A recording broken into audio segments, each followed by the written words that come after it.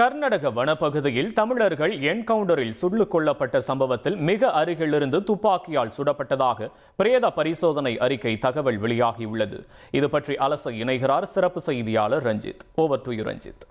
வணக்கம் நேயர்களே. கர்நாடக மாநிலம் சாம்ராஜ்நகர் மாவட்டத்தினுடைய ஹானூர் தாலுகாவில் மரியமங்கலம் அப்படின்னு ஒரு கிராமம் இருக்கின்றது. இந்த கிராமம் காவிரி வனவிலங்கு சரணாலய வனப்பகுதியை ஒட்டி அமைந்திருக்கின்றது.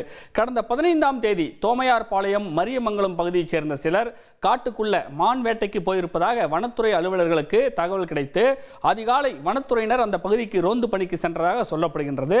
அப்ப மரியமங்கலத்தை அடுத்த ஒரு பாதுகாக்கப்பட்ட வனப்பகுதியில் அதிகாலை 5:20 மணிக்கு சிலர் துப்பாக்கியுடன் மான் வேட்டையில் ஈடுபட்டதாகவும் அவர்களை சுற்றி வளைத்து பிடிக்க முயற்சி செய்யும் போது இருதரப்புக்கும் இடையில நடந்த துப்பாக்கிச்சூடு சம்பவத்தில் வனத்துறை ஊழியர் ஒருவர் காயமடைந்ததனால பதிலுக்கு திருப்பி சுட்டதாகவும் கர்நாடக வனத்துறையானது சொன்னது. இந்த சம்பவத்தில் 3 தமிழர்கள் உயிரிழந்தாங்க. நீங்க இந்த புகைப்படத்தில் பார்க்குறீங்க இல்லையா?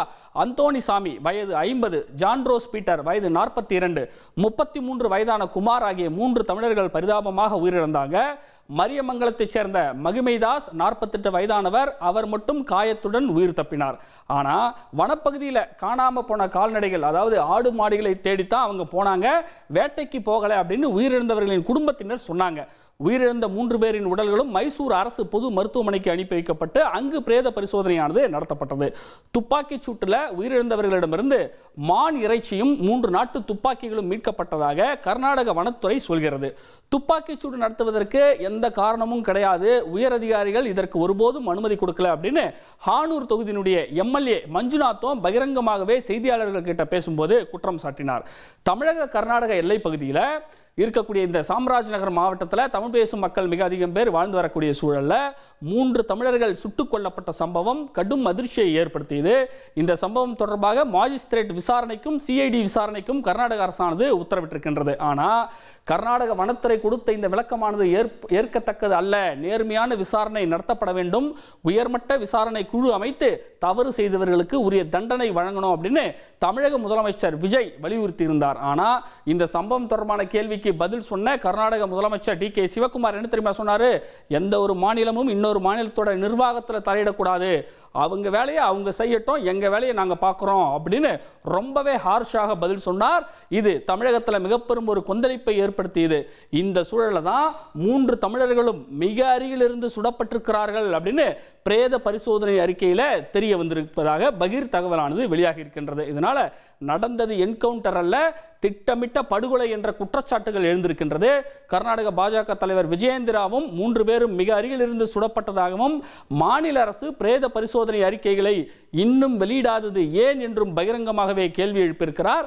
இதன் தொடர்ச்சியாகத்தான் பிரேத பரிசோதனை அறிக்கையில் 3 தமிழர்களும் மிக அருகிலிருந்து சுடப்பட்டிருப்பதாக தகவல் வெளியாகி மிக பெரும் அதிர்வலைகளை உண்டாக்கி இருக்கின்றது.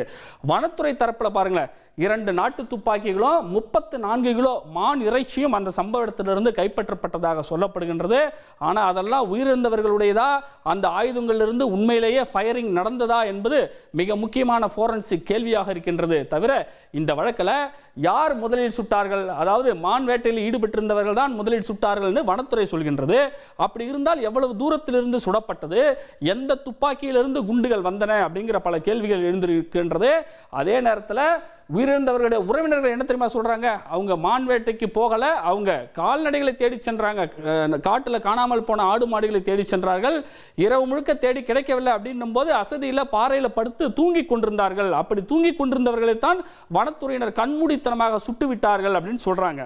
ஆனால் வனத்துறை சொல்வது, நாங்கள் அவர்களை பார்த்தபோது அவர்கள் மான் வேட்டையில் ஈடுபட்டிருந்தார்கள், அவர்களை எச்சரித்தோம், ஆனால் அவர்கள் நாங்கள் சொன்ன பேச்சை கேட்கவில்லை, பதிலுக்கு எங்களை நாட்டு துப்பாக்கியால் சுட்டார்கள், நாங்களும் திருப்பி சுட்டதால் தான் அந்த 3 பேரும் உயிரிழந்துட்டாங்க அப்படின்னு வனத்துறை சொல்கிறது. அப்படி என்றால் உயிரிழந்தவர்கள் எப்படி இருந்தாங்க? நின்ற நிலையில் இருந்தார்களா, அமர்ந்த நிலையில் இருந்தார்களா, அல்லது படுத்த நிலையில் இருந்தபோது சுடப்பட்டார்களா என்று அடுக்கடுக்காக பல்வேறு கேள்விகள் எழுகின்றன. இந்த நேரத்தில் நம்முடைய பிரேத பரிசோதனை துறை தலைவர் ஜெகதீஷ் கமல் சந்திரன் இணைகிறார். அவரிடம் பேசுவோம். சார் வணக்கம், இணைப்பில் இருந்தமைக்கு நன்றி.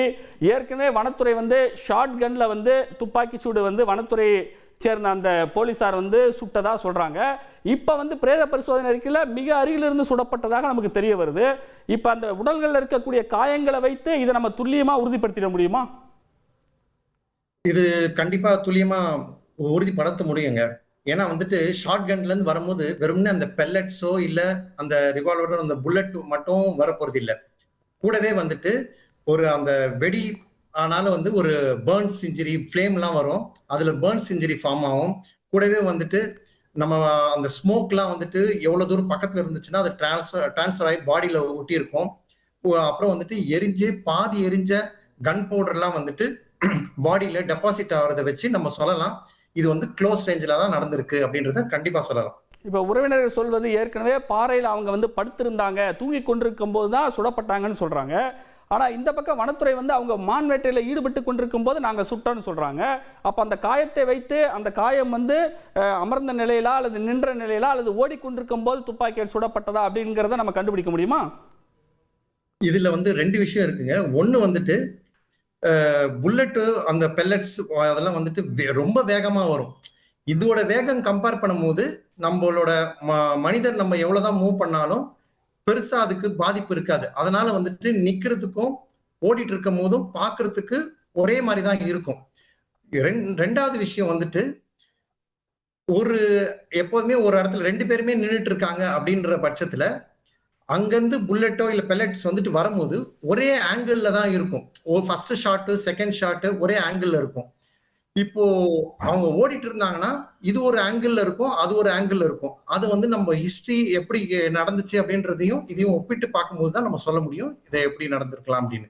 இப்ப கைப்பற்றப்பட்ட அந்த நாட்டு துப்பாக்கியில இருந்து ஃபயரிங் நடந்திருக்கா இல்லையாங்கிறத கண்டுபிடிக்க முடியுமா ஃபோரன்சிக்ல? கண்டிப்பா. நம்ம ஃபோரன்சிக் சயின்ஸ் லேப்ல வந்துட்டு ஒவ்வொரு ஃபயர் ஆர்முக்கும் வந்துட்டு ஒரு சிக்னேச்சர் மாதிரி இருக்கும்.